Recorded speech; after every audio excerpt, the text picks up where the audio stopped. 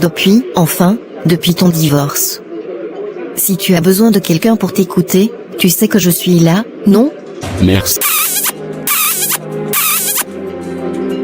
Regarde-moi ça, Paulette. Esteban, ça fait peine à voir. Depuis son divorce, il erre comme une âme en peine. Mais refus.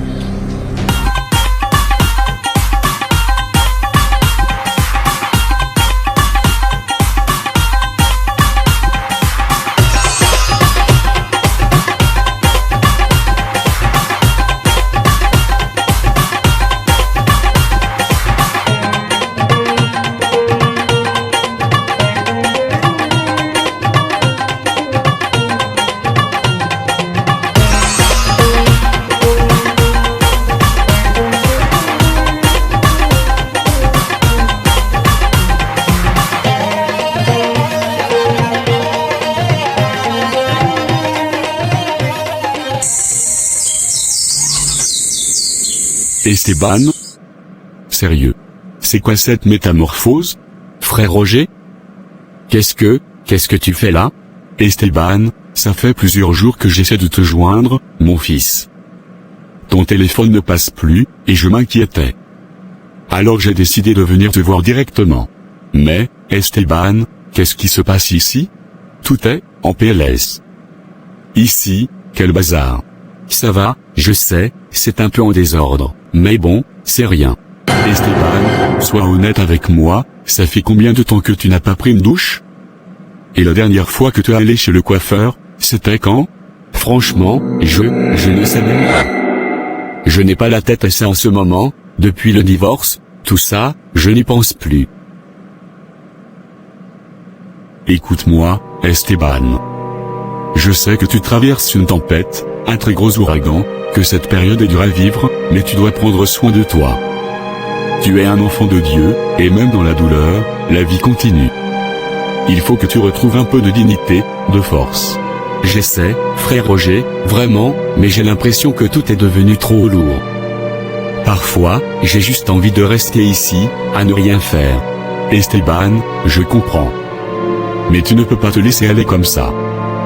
Dieu est là, même dans tes moments les plus sombres. Il veut que tu te relèves, que tu prennes soin de toi. Ce divorce est une épreuve, oui, mais ce n'est pas la fin de ta vie. Je ne sais pas si j'ai encore la force. Tout ce que je construisais, tout est parti en fumée. Esteban, ce n'est pas la fin. Ce n'est qu'un chapitre de ta vie. Tu es encore ici, et tu as encore des gens qui t'aiment et qui te soutiennent. Tu dois prendre ce temps pour te reconstruire, pas pour sombrer. Parfois, j'aimerais juste disparaître. Ne dis pas ça, Esteban. Le Seigneur t'a donné la vie, et chaque épreuve a un but, même si c'est difficile à voir maintenant. Promets-moi une chose, que tu vas prendre une douche, te raser, et que tu vas sortir prendre un peu d'air frais. C'est un premier pas, mais c'est important.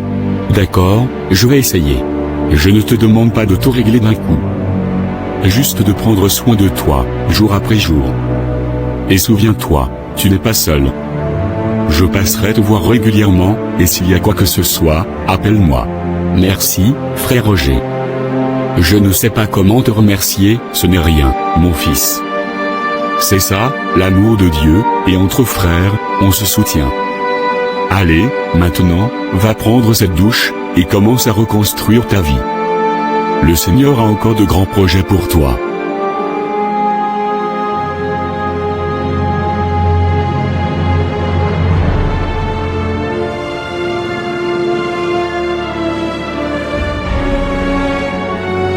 Comment j'ai pu me laisser aller comme ça, franchement? Ce n'est même plus moi qui vis, sérieusement. Ça suffit. Je ne peux pas continuer comme ça. Demain, dès la première heure, je vais chez le coiffeur. Il est temps de reprendre les choses en main, il est temps que je prenne soin de moi.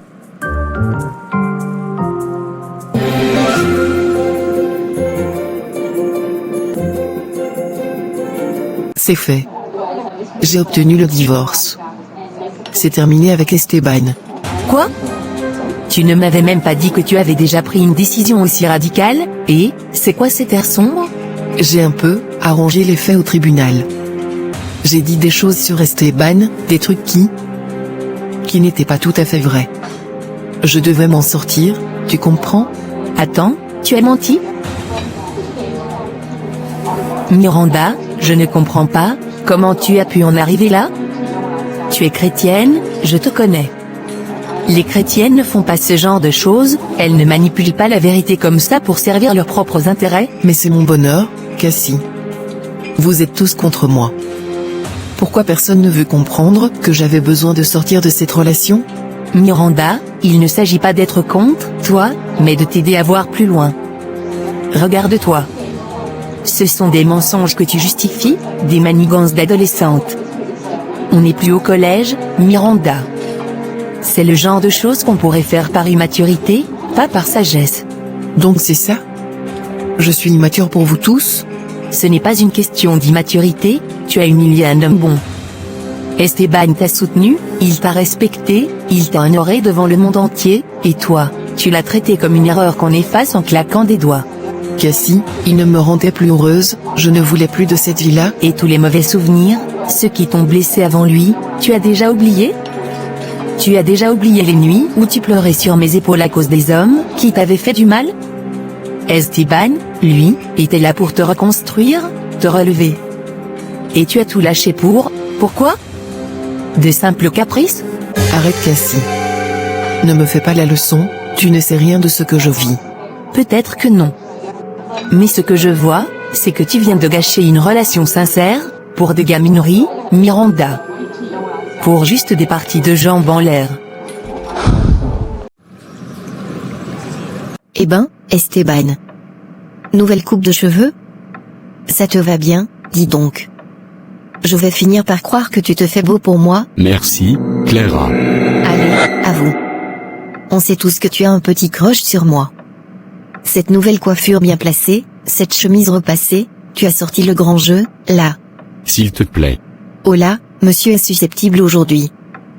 Pas de second degré? Juste un compliment. Franchement, ça fait du bien de voir un peu d'effort par ici. Je suis tellement fière de toi. T'es réellement plus croquant comme ça. Je t'ai dit merci.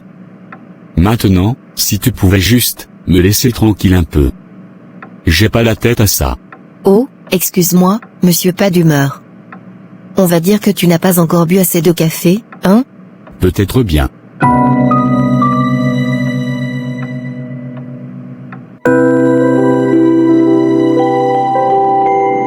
Nous allons nous arrêter là pour aujourd'hui.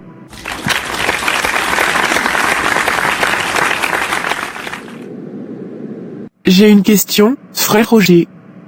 Est-ce qu'un croyant qui a le Saint-Esprit a le droit de boire du vin? Beaucoup de chrétiens disent qu'il n'y a pas de mal à cela du moment qu'on boit avec modération, sans être ivre. Est-ce un péché? Très bonne question. Ce que vous soulignez est effectivement un point important dans la compréhension chrétienne de la consommation d'alcool. Selon les Écritures, il n'est pas encouragé pour les chrétiens de consommer du vin, sauf dans des situations spécifiques et avec des intentions bien précises, sans chercher à s'enivrer. Le passage de 1 Timothée 5, 23 est souvent cité à ce sujet. Paul recommande ici à Timothée, compagnon dans la foi, de prendre un peu de vin pour soulager ses problèmes d'estomac et ses maux récurrents. Cette recommandation n'a pas pour but de lui donner la permission de consommer de l'alcool à volonté, mais d'utiliser le vin comme remède, d'une façon mesurée et contrôlée, uniquement pour des raisons de santé. Ce passage montre que Timothée avait l'habitude de boire uniquement de l'eau, car il respectait l'enseignement, il savait qu'il ne pouvait pas consommer des liqueurs fortes. En outre, Paul avertit dans Éphésiens 5, 18 de ne pas s'enivrer de vin, car cela mène à la débauche et s'oppose à la vie spirituelle. À la place, Paul exhorte les croyants à être remplis de l'Esprit Saint, ce qui signifie privilégier une vie de sobriété et de sanctification. Il est également essentiel de noter que pendant le repas du Seigneur, connu comme la Sainte Seine, les chrétiens prennent du vin pour symboliser le sang du Christ, mais pas dans l'intention de se détendre ou de s'enivrer.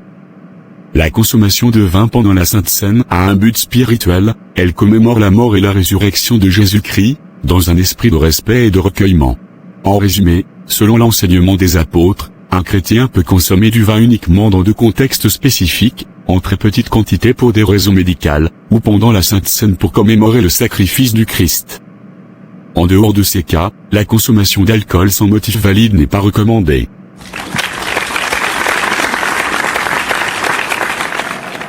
Seigneur, mon Dieu, j'ai le cœur lourd et rempli d'inquiétude pour Esteban. Père, tu vois tout, tu sais tout, et tu connais l'état dans lequel il se trouve.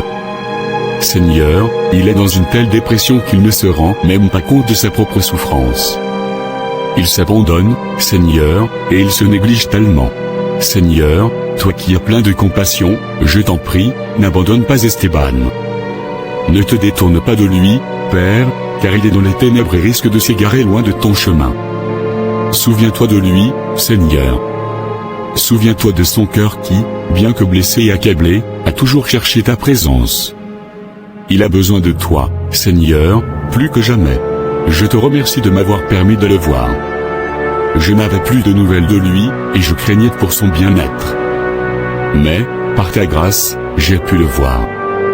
Merci, Seigneur, car c'est par ta main que j'ai pu l'entourer de mon amour et de prière. Père, je t'en supplie, tends ta main vers Esteban, relève-le, redonne-lui force et espérance. Restaure son esprit et son âme, et remplis-le de ta paix qui surpasse toute intelligence. Qu'il puisse sentir tes présences et revenir à la lumière, à la vie en toi. Merci, Seigneur, pour ta bonté et ta fidélité. Je te fais confiance, car tu es le Dieu qui restaure et relève.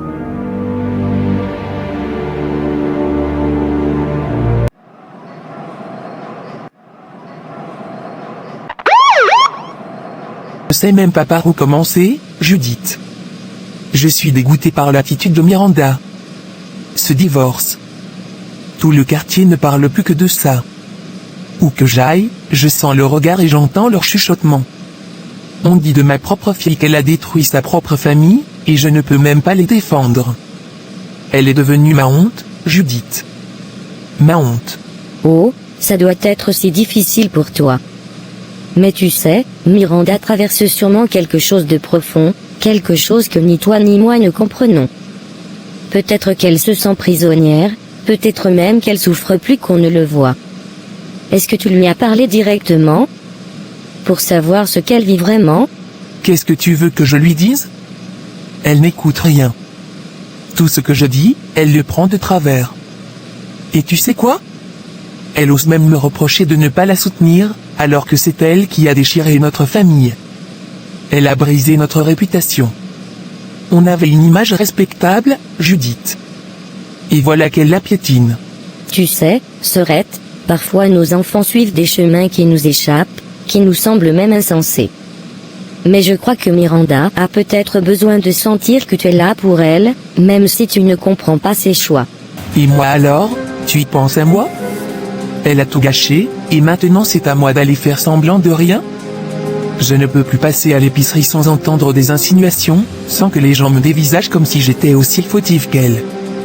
Elle me déçoit tellement, Judith. J'ai honte, c'est plus fort que moi. Je comprends. Tu as raison de ressentir tout cela. Ce n'est pas facile, et on ne te demande pas de l'accepter sans souffrir. Mais si tu la renies ou si tu la critiques constamment, elle va s'enfoncer encore plus. Peut-être que c'est une étape pour elle, un moment où elle apprend à se connaître. Et si tu pouvais lui tendre une main, juste une main, sans jugement? Tu es trop indulgente, Judith. Elle n'a fait que penser à elle, elle n'a jamais pris en compte ce que ce divorce ferait à la famille, à moi. J'ai passé ma vie à lui donner le meilleur de moi-même, et voilà comment elle me remercie. Je me demande si elle se rend seulement compte de ce qu'elle me fait. Parfois, je me demande où est passée la Miranda que j'ai connue, je suis tellement en colère, Judith. Tellement déçue. J'ai peur de ne plus jamais la retrouver. Écoute, peut-être que cette épreuve est aussi un moyen pour toi de la redécouvrir différemment. La Miranda que tu as connue est toujours là, mais elle est perdue. Et elle a plus besoin de toi que tu ne l'imagines. Montre-lui que tu es là. Pas pour ce que les gens du quartier pensent, mais pour elle. C'est ce qui pourrait la sauver, et même te soulager de cette douleur. S'il te plaît, arrête. Bon, arrêtons de nous tourmenter pour un moment. Changeons-nous les idées. Dis-moi, comment ça se passe avec Francis? Eh bien, Francis, c'est un homme bien, vraiment. Il est attentionné, patient. Il m'apporte une paix que je n'avais plus connue depuis longtemps. On est même en train de penser à s'installer ensemble, mais pour l'instant, notre relation reste dans le silence. Mima et Miranda ne savent rien, et je préfère que ça reste ainsi pour l'instant. Oh, c'est merveilleux. Après tout ce que tu as traversé avec Tito, tu mérites de retrouver un peu de bonheur. Et puis, Francis semble être quelqu'un de bien, quelqu'un qui prend soin de toi. Oui, c'est vrai.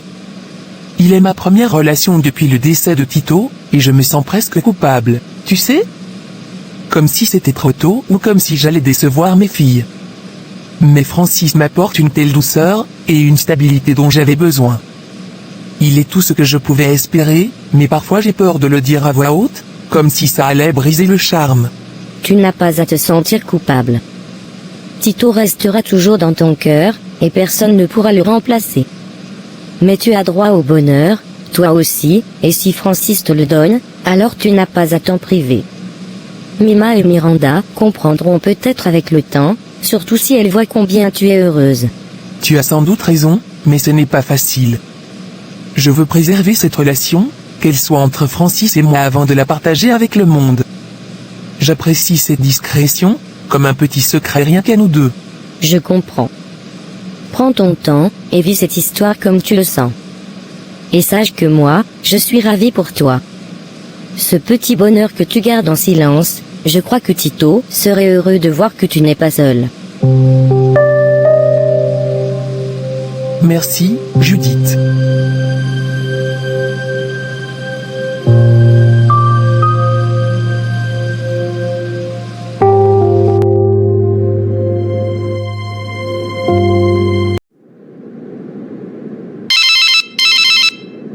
C'est pas possible.